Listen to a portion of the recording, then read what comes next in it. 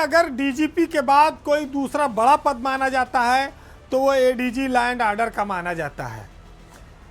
अपर police महानिदेशक कानून व्यवस्था, ये पद पिछले 3 साल से स्पेशल डीजी जो आज की तारीख में है प्रशांत कुमार, उनके पास है। वो 3 साल से ज़्यादा हो गया, चौथा साल चल रहा है। प्रशांत कुमार स्पेशल डीजी बन चुके हैं। अगले साल वो क्लियर कट डीजी बन जाएंगे, डीजी रैंक में आ जाएंगे और उसी समय लगभग चुनाव का भी लोकसभा के ऐलान होता रहेगा।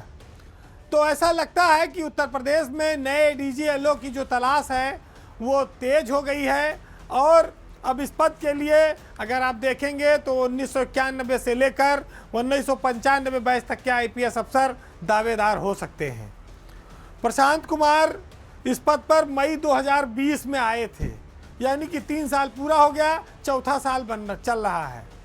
अब लोकसभा चुनाव के मद्देनज़र सरकार को ये पोस्टिंग करनी है। ये पोस्टिंग अब बहुत महत्वपूर्ण हो जाती है क्योंकि इस पद पर जो भी बैठेगा वो सरकार का विश्वस्त अफसर होगा और उसकी छवि भी अच्छी होनी चाहिए। धुरंधर आईपीएस, तमाम बड़े नाम इसमें जुगाड़ में लगे हैं। प्रशांत कुमार 1990 बैच के हैं, लेकिन उनके बाद 91 का जो बैच है, 92 का, 93 का, 94, 95 तक ये एडीजी है और इसमें से कोई एक एडीजी बन सकता है, उसकी रेस में शामिल है।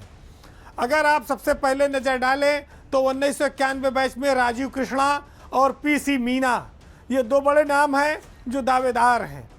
अफसर तो और भी हैं, लेकिन इन दोनों की छवि ऐसी है कि जिन पर एडीजीएलओ का जो पद है, जो भार है, वो दिया जा सकता है और ये दोनों साफ सुथरे ढंग से काम करते रहे हैं। 92 बैच में तो उस तरह की स्थिति नहीं दिखती है कि सरकार किसी को बनाएगी एडीजीएलओ, लेकिन 93 बैच में एक नाम है राजीव सब्बरवाल, जो इसमें मेरठ के एडीजी हैं।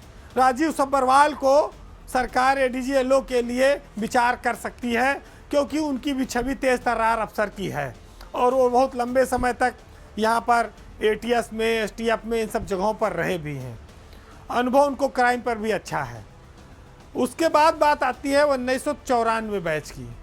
94 बैच में जयनारायण सिंह और 1995 बैच में आलोक कुमार, ये 2 इस पद के बड़े दावेदार माने जाते हैं क्योंकि 94 बैच में बीके सिंह भी बड़े दावेदार थे, लेकिन वो चले गए, केंद्र में उनकी प्रतिनियुक्ति पर तैनाती हो गई, तो एक उनके जाने से जयनारायण सिंह का दावा थोड़ा प्रबल हो गया।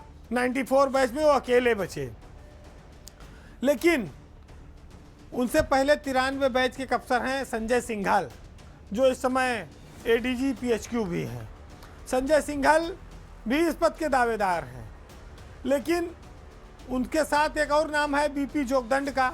जोगदंड साहब चूँकि अगले महीने उनका अक्टूबर में रिटायरमेंट है, तो इस पद के लिए वो उपयुक्त नहीं रह जाते। आशुतोष पांडे भी हैं, सीनियर हैं, लेकिन वो किनारे हैं, उनको कहाँ पोस्टिंग है काफ़ी सारे लोगों को मालूम ही नहीं है और उनको एडीजीएलओ सरकार बनाएगी इसका बहुत मुश्किल है। अजय आनंद भी एक रेस के अफसर थे एडीजीएलओ पद के, लेकिन उनसे कुछ समय पहले सरकार अचानक नाराज़ हो गई और उसने उनको सुल्तानपुर पीटीसी में प्रधानाचार्य बना के भेज दिया। इसी तरह से एडीजी रैंक में एसबी शिरोडकर का भी नाम है, लेकिन वो पिछले 1.25 साल से लखनऊ के कमिश्नर हैं, तो वो एडीजीएलओ के पद पर आएंगे ये थोड़ा मुश्किल है कहना। तो ऐसे में जो कुछ चुनिंदा दावेदार हैं, उनमें से जो नाम हमने आपको बताए, इन्हीं में से कोई फाइनल हो सकता है। हालांकि इस बात की बहुत संभावना है कि उत्तर प्रदेश में पिछले 1.5-2 साल से लगातार कार्यवाहक डीजीपी चले आ रहे हैं। अब ऐसे अफसर आए हैं कि वो डीजीपी पद पर रेगुलर आ सकते हैं और लंबे समय तक आ सकते हैं। तो सरकार जनवरी के बाद फरवरी में जब डीजीपी पद खाली होगा तो उसके लिए नाम चयनित करेगी, भेजेगी। तो उसमें प्रशांत कुमार की नौकरी अभी 2025 तक है, वो तब तक डीजी बन भी जाएंगे, तो उनका जो दावा है वो उधर चला जाएगा। ये ज़रूर है कि हो सकता है कि उनकी पसंद के किसी अफसर को सरकार एडीजीएलओ बनावे, क्योंकि उनकी सरकार से अच्छी निकटता है, वो सरकार के भरोसेमंद अफसरों में भी हैं।